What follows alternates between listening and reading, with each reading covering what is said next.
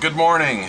I know I said that my this video would start when I got the parts for the head gasket, but I realized there was a bunch of other stuff I could be working on while I wait for that. And so one of the things I'm going to be doing is making the gaskets for the carburetor and the fuel tank, and also show you the difference in color.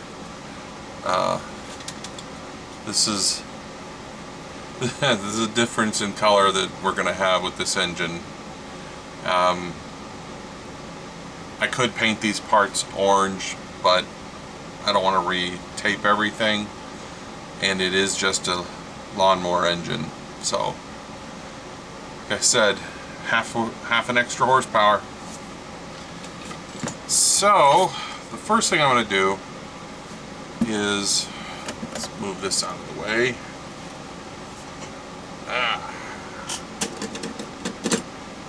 going to bring this in. I'm going to bring this in, and we need to make this gasket.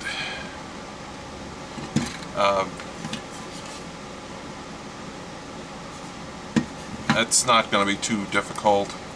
We have the old one. I could copy it. I'm not sure why it has such horribly cut holes, but every one I've seen is made like this. We're going to see if we can do a little bit better.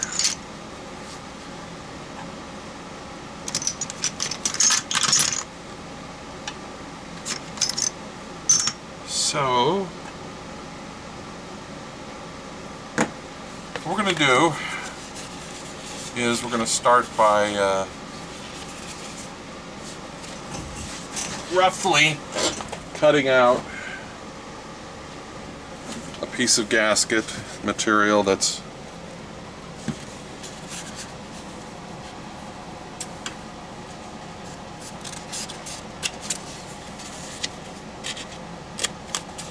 easier to work with.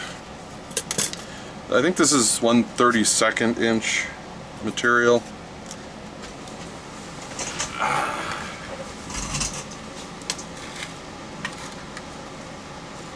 And all I'm going to do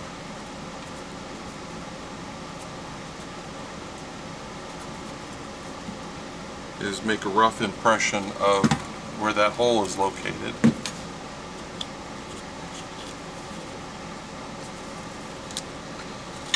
And we're going to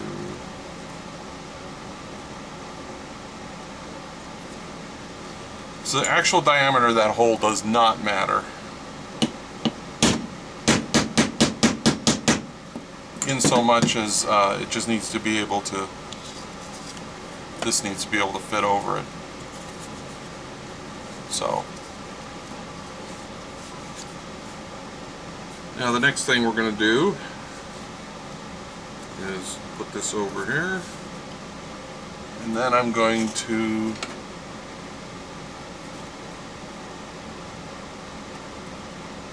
poke a hole here,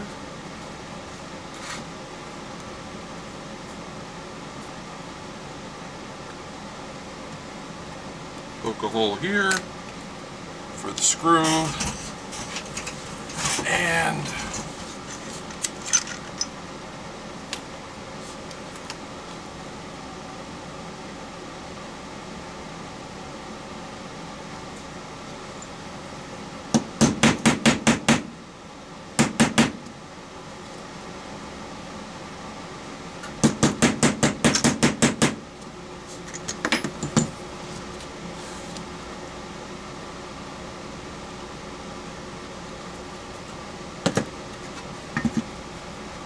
so you can see that lines up just fine.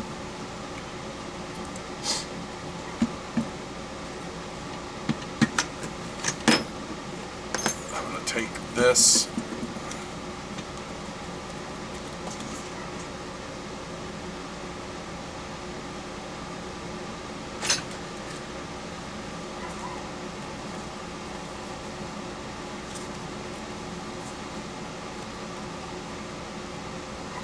We're gonna just do a rough trace of this thing.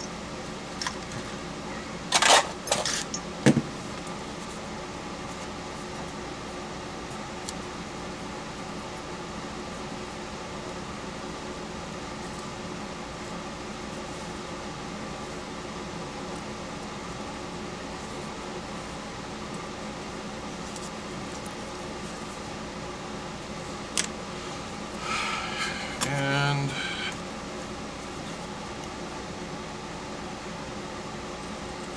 cut it out.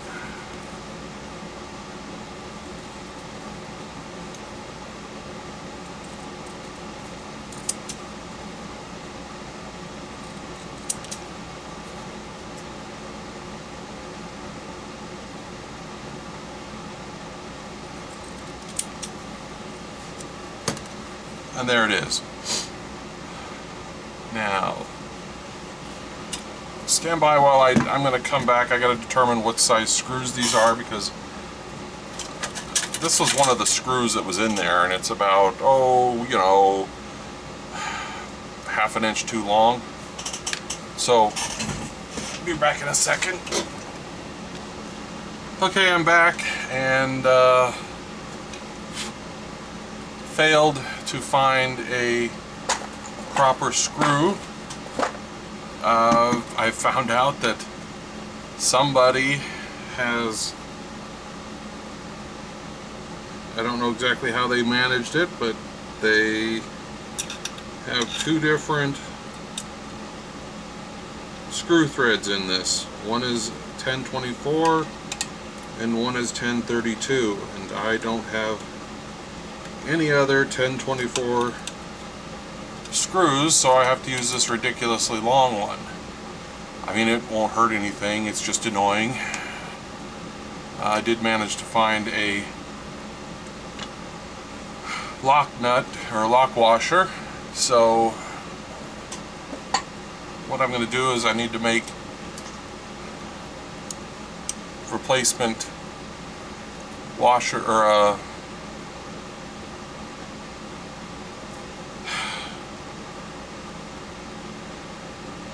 gaskets for this, and for some reason I think it takes two, so I'm going to make two of them. So what I'm going to do, let's set this aside. In the meantime, I've been painting the exhaust, since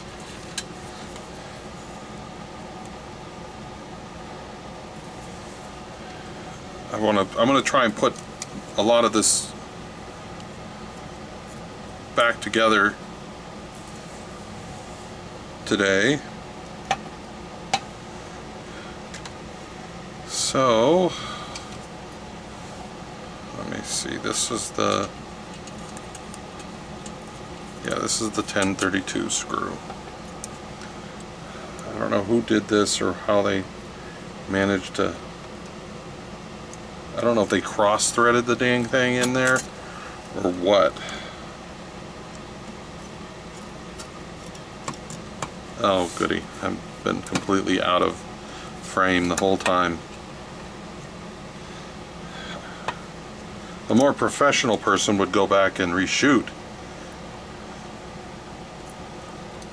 I'm not.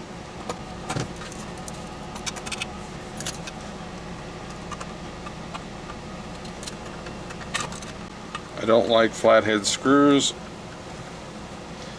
but that's what we're stuck with.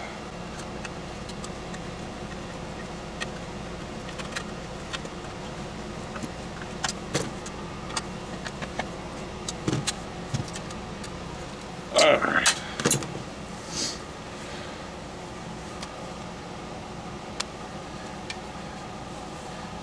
So that's ready to go.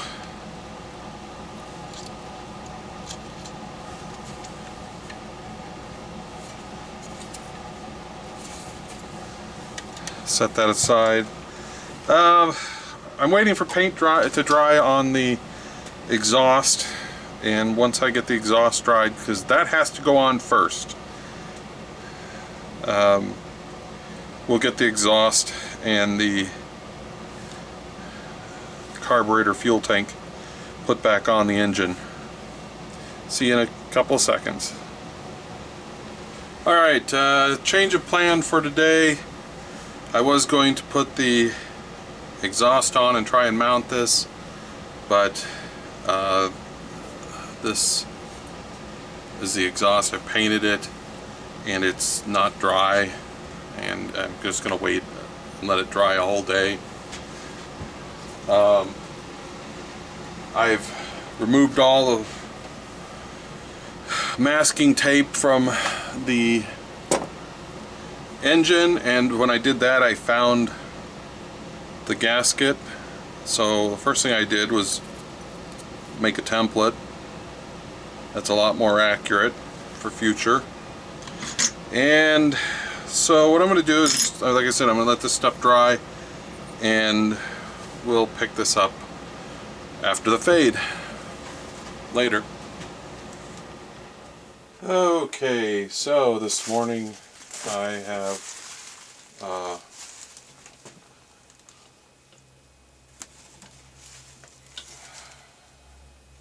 that at top dead center. The paint is dry on the exhaust. I know this thing already had a coating of some kind of silver stuff, but I decided to give it a coating of high temperature black paint. So the way this goes on is that it screws on, and then there's this locking nut, and before we put this on, we're going to give this a small amount of high temperature anti-seize, or anti-seize at least, and we need a screwdriver and a hammer.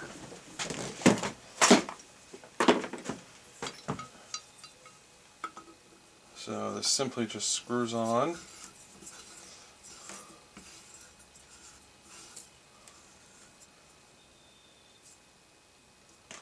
About like that, and then this, you tighten it down, and then give that a good tap, and that keeps that from coming off. This little deflector goes on here. Actually, let me a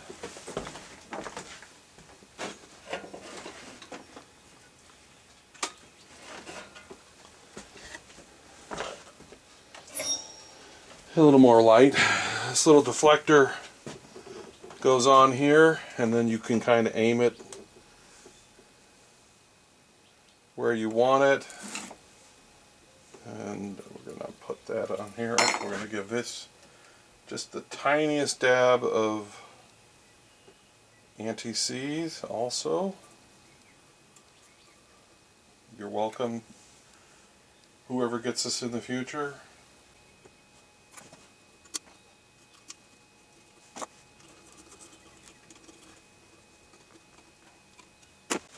Alright, so that takes care of that.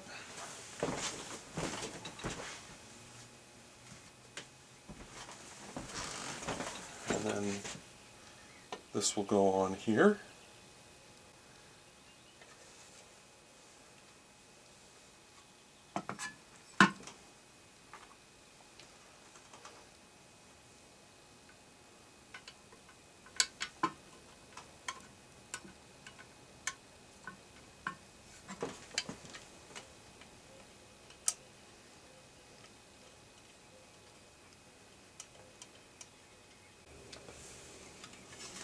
Alright,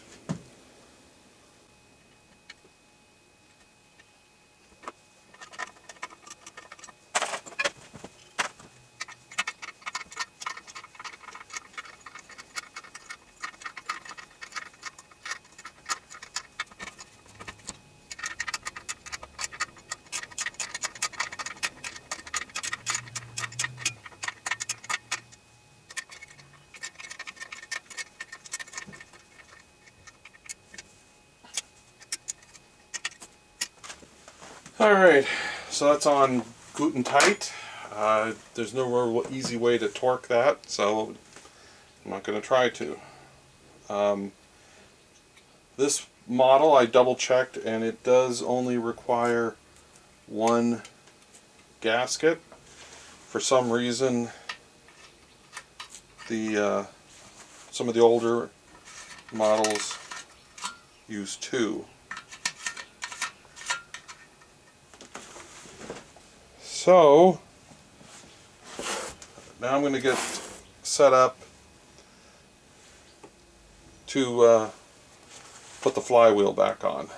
So I got to get that all. Okay, so that took a little bit of setting up to do because I had to find out if I was missing a ball bearing in there, and I was, but I had another one of these that I could take apart and replace the ball in there. So that's good now. Then I had to locate the torque specifications for this, which I did. And so we're just going to torque that. And the reason I'm not saying the torque value is that you'll have to look it up for yours.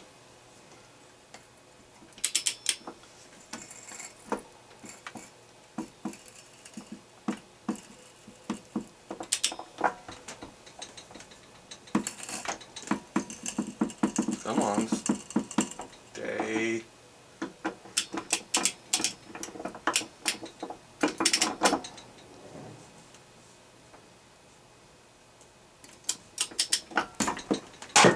Let's get a better piece of wood in there.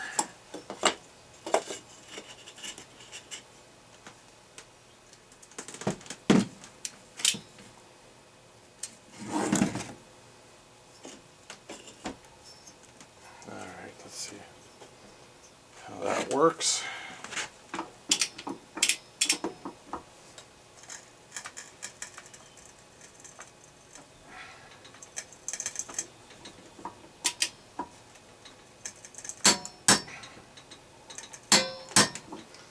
Alright, so that's on there properly. It's going to make moving and doing things a little easier. In order to set that up, I had to bolt it to the bench. Had to have my special tool here. And a nice torque wrench. So the next thing is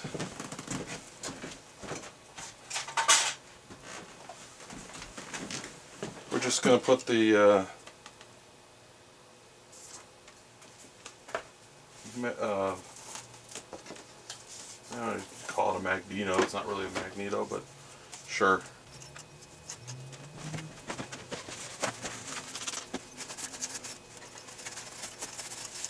Alright, yep, that's the magnetic portion. I'll give this a little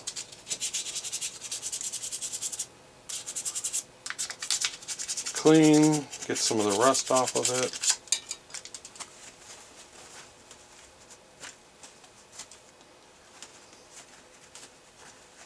In my previous video where I talk about tips and tricks, I tell you about what size paper to use for that. Right.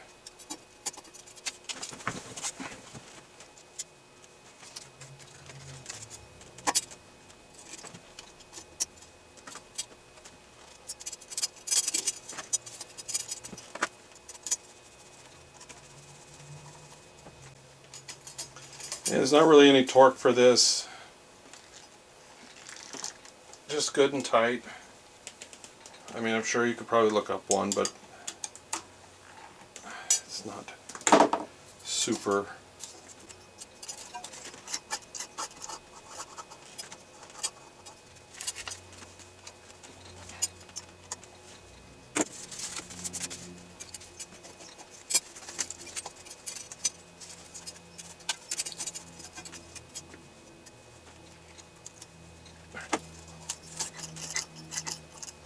I think I'm going to have to do some more cleanup of that, but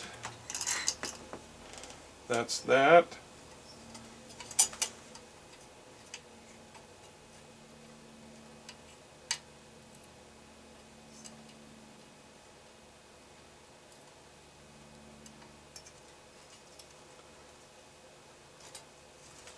And hook up the kill switch.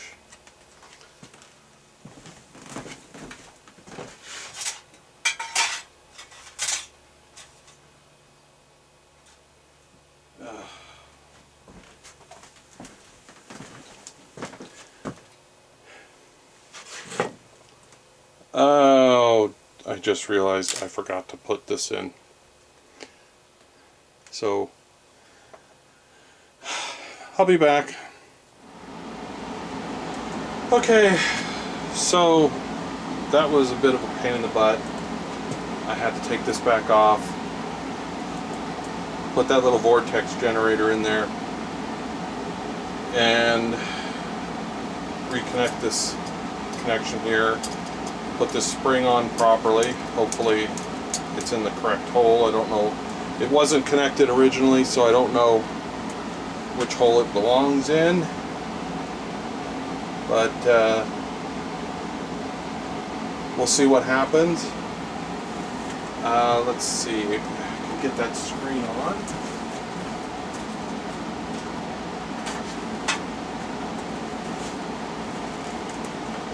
Actually, before I do that, I need to paint it. So I'll do that.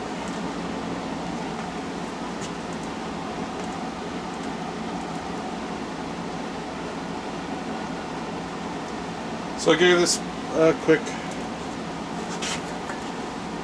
paint. Just enough red paint to paint it. Could have been artistic and give it a orange or a black paint job, but this is fine.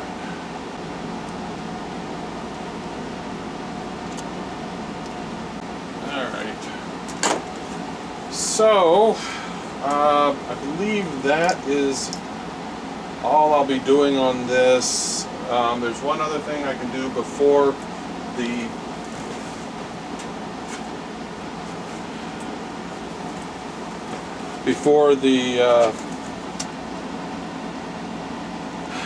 gasket arrives, and that is I can fix the starter pull cord.